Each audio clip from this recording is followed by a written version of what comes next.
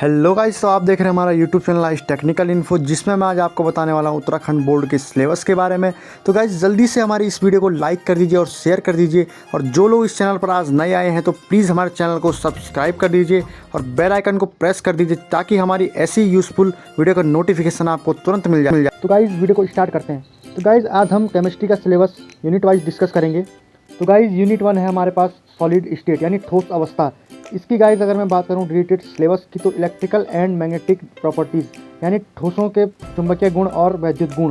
तो गाइस अब बात करते हैं इसके रिवाइज सिलेबस के बारे में। तो जैसा कि इसमें लिखा है, classification of solid based on different binding forces यानी विभिन्न बंधन बलों के कारण, बंध बलों के कारण ठोसों का वर्गीकरण। ठीक है गाइस। अब है जैसे मॉलिकुलर यानी molecular, ionic, covalent and metallic solid, यानी इसका मतलब है आणविक, आयनिक और सहसंयोजक और धात्विक ठोस। ठीक है, इसका वर्गीकरण है।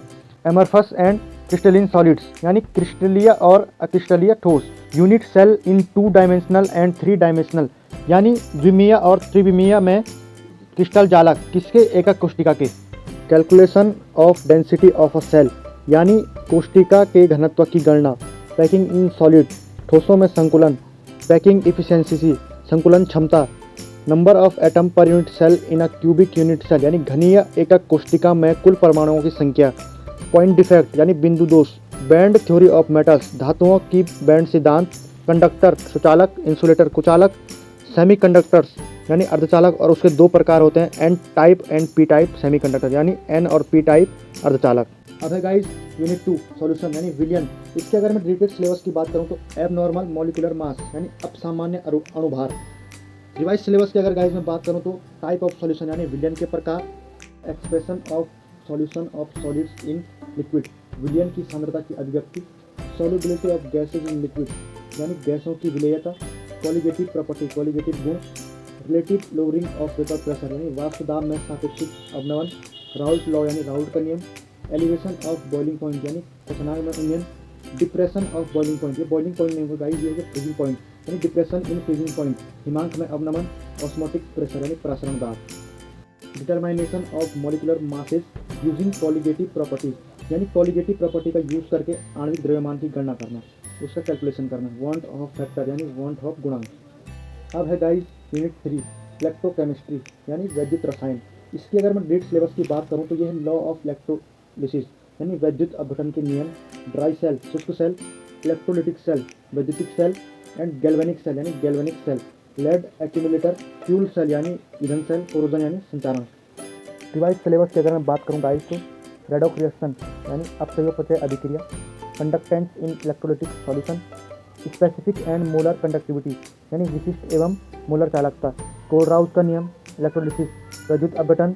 ईएमएफ, सेल का ईएमएफ। स्टैंडर्ड इलेक्ट्रोड पोटेंशियल, मानक इलेक्ट्रोड विभव। नष्ट समीकरण।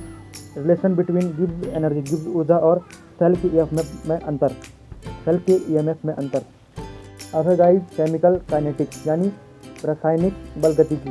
इसके अगर रिलेटेड सिलेबस की अगर मैं बात करूँ तो कॉन्सेप्ट ऑफ कॉलिजन थ्योरी संघट, कॉन्सेप्ट ऑफ कॉलिजन थ्योरी यानी संघट सिद्धांत का कॉन्सेप्ट जो है वो इस टाइम हट चुका है।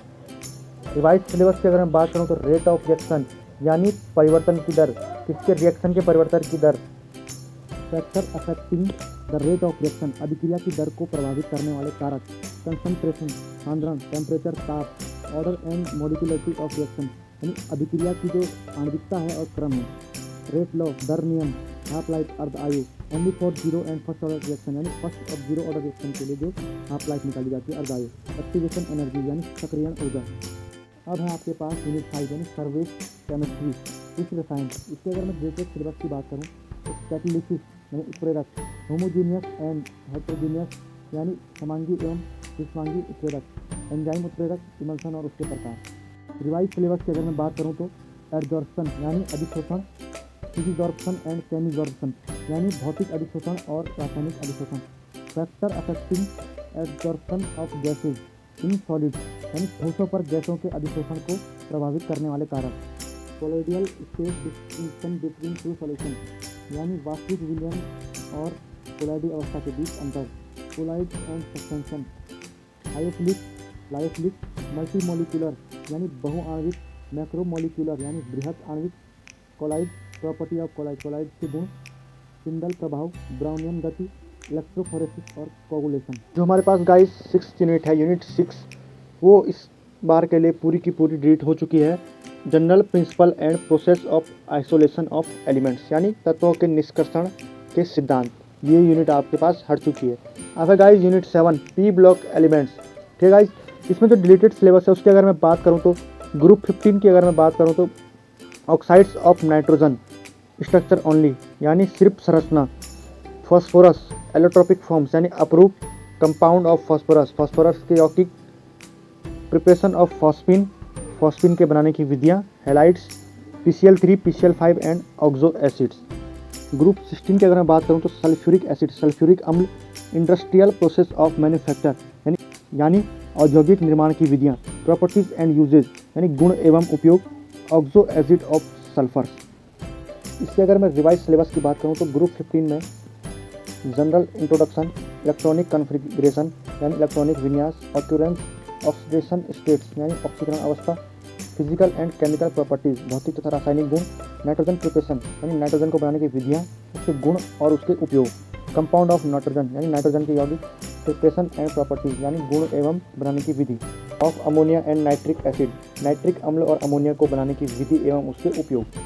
ग्रुप 16 की अगर मैं बात करूँ तो जनरल इंट्रोडक्शन, इलेक्ट्रॉनिक कॉन्फ़िगरेशन यानी इलेक्ट्रॉनिक विन्यास, ऑक्सीकरण अवस्था, ऑक्यूरेंस भौतिक तथा रासायनिक गुण, डाई ऑक्सीजन उसके निर्माण की विधियाँ, गुण, उपयोग, क्लासिफिकेशन ऑफ ऑक्साइड, ऑक्साइड का वर्गीकरण, oxide, ozone, sulphur, allotropic forms, approve compound of sulphur, sulphur के जो यौगिक हैं, प्रिपरेशन बनाने की विधियाँ, गुण और उपयोग, सल्फर डाइऑक्साइड के उपयोग। ग्रुप 17 की अगर मैं बात करूँ तो general introduction, electronic configuration, oxidation states, occurrence, physical and chemical properties, compound of halogen, halogen के कंपाउंड यौगिक, preparation, properties and uses of chlorine, chlorine gas की प्रॉपर्टी और उसके उपयोग, हाइड्रोक्लोरिक एसिड यानी HCl, इंटर हेलोजन कंपाउंड यानी अंतरा halogen यौगिक हैं जो, oxo acid of halogen, halogen के ऑक्सो अम्ल।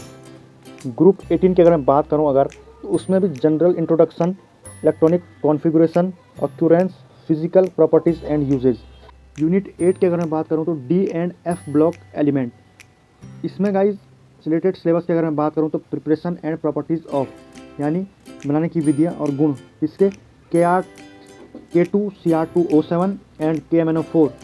एक्टिनॉइड्स की अगर मैं बात करूँ इसमें तो इलेक्ट्रॉनिक कॉन्फ़िगरेशन यानी इलेक्ट्रॉनिक विन्यास, ऑक्सीडेशन स्टेट ऑक्सीकरण अवस्था और कंपैरिजन विद एक्टिनॉइड यानी एक्टिनॉइड्स की तुलना। इसके अगर मैं रिवाइज सिलेबस की बात करूँ तो general introduction, electronic configuration, occurrence and characteristic of transition metal यानी संक्रमण धातुओं के गुण, general properties of the first row transition metal यानी संक्रमण धातुओं की जो प्रथम संक्रमण श्रेणी है उसके गुण, मेटेलिक कैरेक्टर धात्विक गुण, आयनाइजेशन एंथैल्पी आयनन enthalpy, oxidation state ionic radii यानी आयनिक त्रिज्या, कलर कैटलिक प्रॉपर्टीज यानी उत्प्रेरकीय गुण, मैग्नेटिक प्रॉपर्टीज चुंबकीय गुण, अंतरालीय यौगिक और एलॉय फॉर्मेशन। लेंथेनॉइड की अगर मैं बात करूं तो इलेक्ट्रॉनिक कॉन्फ़िगरेशन, इलेक्ट्रॉनिक विन्यास, ऑक्सीकरण अवस्था, लेंथेनॉइड कंसंट्रेशन। अब है आपके पास यूनिट 9 यानी कोऑर्डिनेशन कंपाउंड, उप सहसंयोजी यौगिक। इसकी अगर हम रीड सिलेबस की बात करूं तो इंपॉर्टेंस ऑफ कोऑर्डिनेशन कंपाउंड यानी उप सहसंयोजन यौगिकों की इंपॉर्टेंस है, जो महत्वता है। रिवाइज सिलेबस की अगर मैं बात करूं तो coordination compound, introduction, ligands, coordination number, उप सहसंयोजन संख्या, रंग, चुंबकीय गुण और उसका आकार, IUPAC नोमेनक्लेचर, IUPAC नामकरण ऑफ मॉलिक्यूलर कोऑर्डिनेशन कंपाउंड और आइसोमेरिज्म समावयवता। यूनिट 10 की अगर मैं बात करूं तो haloalkanes and haloarenes. इसके अगर मैं लेट सिलेबस की बात करूं तो uses and environmental effect of dichloromethane यानी डाइक्लोरोमेथिन के उपयोग और पर्यावरणीय प्रभाव जो हैं। रिवाइज सिलेबस की अगर मैं बात करूं तो हेलो एल्केन्स में नोमेनक्लेचर यानी नामकरण, IUPAC, nature of CX bond, CX बंध की प्रकृति, फिजिकल एंड केमिकल प्रॉपर्टीज भौतिक तथा रासायनिक गुण, मैकेनिज्म ऑफ सब्स्टिट्यूशन रिएक्शन प्रतिस्थापन अभिक्रियाओं की जो क्रियाविधि है। हेलो एरिन्स की अगर मैं बात करूं तो nature of CX bond, substitution reaction यानी प्रतिस्थापन अभिक्रियाएं। यूनिट 11 है आपके पास अल्कोहल, फिनॉल एंड ईथर्स। इसके डिलीट सिलेबस की अगर मैं बात करूं तो uses with special preferences to methanal and ethanal, ethanal और मेथनल के महत्वपूर्ण जो गुण हैं। रिवाइज सिलेबस की अगर मैं बात करूं तो अल्कोहल में नोमेनक्लेचर नामकरण, मेथड ऑफ प्रिपरेशन यानी बनाने की विधि, physical and chemical properties, identification of primary secondary and tertiary alcohol यानी प्राथमिक द्वितीय और तृतीय अल्कोहल की जो पहचान है। फिनॉल्स की अगर मैं बात करूँ तो नोमेनक्लेचर यानी नामकरण, मेथड ऑफ प्रिपरेशन बनाने की विधि, physical and chemical properties, acidic nature of phenol, phenol की जो अम्लीय प्रकृति है, इलेक्ट्रोफिलिक सब्स्टिट्यूशन यानी इलेक्ट्रोफिलिक प्रतिस्थापन अभिक्रियाएं, यूज ऑफ फिनॉल, फिनॉल के उपयोग। ईथर की अगर मैं बात करूँ तो नोमेनक्लेचर, मेथड ऑफ प्रिपरेशन यानी नोमेनक्लेचर भी है इसमें, नामकरण और बनाने की विधि, फिजिकल एंड केमिकल प्रॉपर्टीज और उपयोग। यूनिट 12 है आपके पास aldehyde, ketones and carboxylic acid. इसमें अब डिलीट की अगर मैं बात करूँ तो डिलीट इसमें कुछ भी नहीं हुआ है, इसका पूरा सिलेबस यानी रिवाइज सिलेबस मैं पढ़ के आपको बता देता हूँ। एल्डिहाइड एंड कीटोन्स में नामकरण, नेचर ऑफ कार्बोनिल ग्रुप, कार्बनिक समूह के जो प्रकृति है, मेथड ऑफ प्रिपरेशन बनाने की विधि, फिजिकल एंड केमिकल प्रॉपर्टीज, भौतिक तथा रासायनिक गुण, mechanism of nucleophilic reaction, nucleophiles अभिक्रियाओं की जो क्रियाविधि है और उसके उपयोग। कार्बोक्सिलिक एसिड की अगर मैं बात करूँ तो नामकरण, एसिडिक नेचर, अम्लीय प्रकृति, मेथड ऑफ प्रिपरेशन बनाने की विधि, फिजिकल एंड केमिकल प्रॉपर्टीज और उसके उपयोग। यूनिट 13 की अगर मैं बात करूँ यहाँ पे तो organic compounds containing nitrogen. Read syllabus की अगर मैं बात करूँ इसके तो डाईएजोनियम सॉल्ट, उसके बनाने की विधि, chemical reaction and importance in synthetic organic chemistry यानी संश्लेषण कार्बनिक रसायन में महत्वता। रिवाइज सिलेबस की अगर मैं बात करूँ तो एमाइंस होते हैं इसमें जनरली, नोमेनक्लेचर यानी नामकरण, क्लासिफिकेशन वर्गीकरण, स्ट्रक्चर संरचना, मेथड ऑफ प्रिपरेशन बनाने की विधि, फिजिकल एंड केमिकल प्रॉपर्टीज, उपयोग, identification of primary secondary and tertiary amine, प्राथमिक द्वितीय और तृतीय एमाइन में जो पहचान करनी पड़ती है, साइनाइड एंड आइसोसाइनाइड्स। यूनिट अगर 14 की अगर मैं बात करूं, गलती से 12 हो गया होगा, बाई मॉलिक्यूल्स यानी जैव अणु एक चैप्टर है। इसमें जो रिलेटेड सिलेबस है, कार्बोहाइड्रेट्स में ओलिगोसैकेराइड्स, पॉलीसैकेराइड्स और उसकी इंपॉर्टेंस। प्रोटीन में जो आपका डिलीट हुआ है एंजाइम, विटामिन्स में क्लासिफिकेशन एंड फंक्शन, वर्गीकरण एवं जो इसके फंक्शंस हैं। रिवाइज सिलेबस की अगर मैं बात करूँ तो कार्बोहाइड्रेट्स में क्लासिफिकेशन एंड मोनोसैकेराइड्स। प्रोटीन की अगर मैं बात करूँ तो elementary idea of alpha amino acid, alpha amino अम्ल का जो प्रारंभिक ज्ञान है, पेप्टाइड बॉन्ड, पेप्टाइड बंध, polypeptides, proteins, structure of amine, amine की संरचना, denaturation of proteins, nucleic acid यानी न्यूक्लिक अम्लों में डीएनए और आरएनए। गाइस मैं आपको बता दूं इसके बाद 2 यूनिट और हैं पर ये इस साल के लिए डिलीट हो चुकी है। 2 है पॉलीमर और केमिस्ट्री इन एवरीडे लाइफ यानी बहुलक और दैनिक जीवन में रसायन, ये इस वर्ष के लिए जो है कि डिलीट हो चुकी है। आपको इतना ही पढ़ना है सिर्फ केमिस्ट्री में। तो गाइस वीडियो आपको बहुत पसंद आई होगी, उम्मीद करता हूँ कि आप इस वीडियो को पूरा देखेंगे।